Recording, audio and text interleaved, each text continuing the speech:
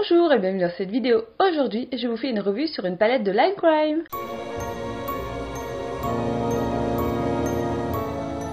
Aujourd'hui, j'avais envie de vous présenter ma palette de chez Line Crime, la Venus XL2. Alors, j'ai déjà une palette de chez Line Crime, c'est la Venus toute simple, qui a seulement 8 fards et ils ont sorti récemment, du moins l'année dernière, des Venus XL, donc un format un petit peu plus grand. Pourquoi j'ai choisi d'acheter cette palette alors que j'en ai déjà plein?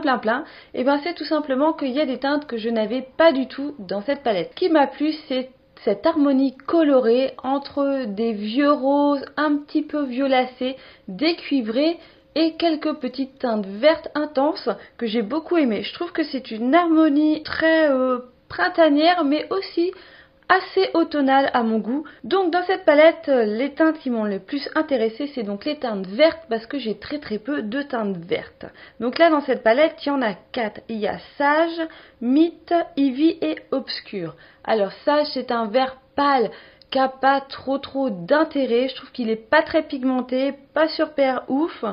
Mythe est une très belle couleur, mais à mettre en top coat par-dessus une autre couleur parce que tout seul on le voit quasiment pas. Ivy est un très beau vert irisé, pailleté, mais c'est un vert vraiment highlighter, on va dire. C'est vraiment fait pour illuminer. Et la teinte que j'ai vraiment le plus appréciée dans cette palette, c'est Obscur.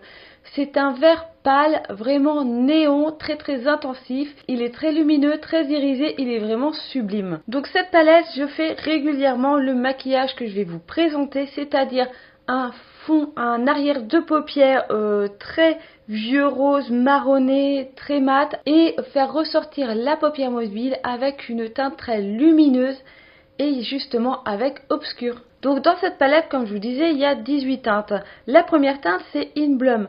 C'est un vieux rose mat, très joli, super sympa à utiliser vraiment pour faire un fondu de paupières. Donc ensuite, on a Crown qui est un pailleté, un irisé pailleté, rose, très joli lui aussi. Après, on a Sage, donc c'est une couleur que j'ai vraiment du mal à utiliser car la pigmentation est assez particulière. La pigmentation est vraiment pas intensive par rapport à d'autres fards et du coup, il est moins facile à travailler. Après, on a Thorn, c'est un vieux rose pailleté très joli. Rape, qui est un marron mat très joli, très intense, vraiment très pigmenté. Ensuite, on a Forbidden, qui est un cuivré doré, qui est aussi très intensif. Stella, qui est un rose irisé très joli. Mythe, qui est donc plutôt un top coat, parce que tout seul, je trouve qu'il ne ressort vraiment pas. Il faut vraiment mettre une base blanche ou une base noire en dessous pour qu'il ressorte bien. Et pourtant, il est très pailleté, très lumineux. Après, on a Eve qui est un rose violet très pailleté. Laurel qui est un doré très joli, très intensif. Radiant qui est un blanc irisé, un blanc nacré, qui lui aussi, je pense qu'il faut l'utiliser en top coat pour vraiment faire ressortir l'ensemble de ces teintes. Ensuite, on a Ivy qui est un vert irisé très joli. Après West qui est un marron violacé irisé vraiment très intensif, très pigmenté. Donc Obscur, ce vert pâle néon très intensif. Mystique qui est un vieux rose un petit peu plus foncé et pailleté que In Bloom. Phoenix qui est un cuivré mais purement magnifique. Locos qui est une teinte duochrome, donc vert et marron, irisé aussi très joli. Et la dernière teinte est Classical, c'est un violet foncé mat, purement sublime. Mais il est vraiment très pigmenté. Et je vous propose un petit make-up avec cette palette et je reviens juste après.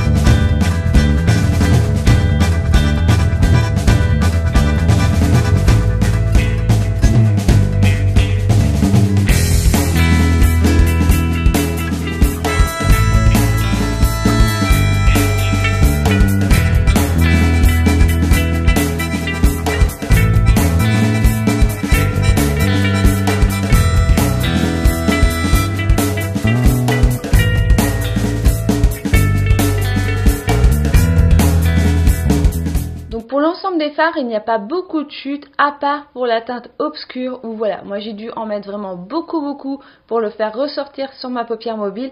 J'aurais peut-être dû l'utiliser en version mouillée, là j'ai utilisé en sec. C'est vrai qu'avec la bonne couche que j'ai mise sur la paupière mobile, automatiquement il y a eu beaucoup de chutes.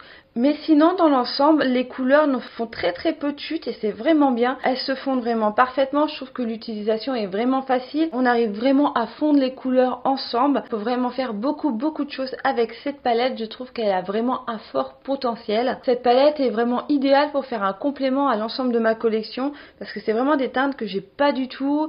Et au moins ça change un petit peu et elle est aussi utilisable toute seule, donc c'est vraiment bien.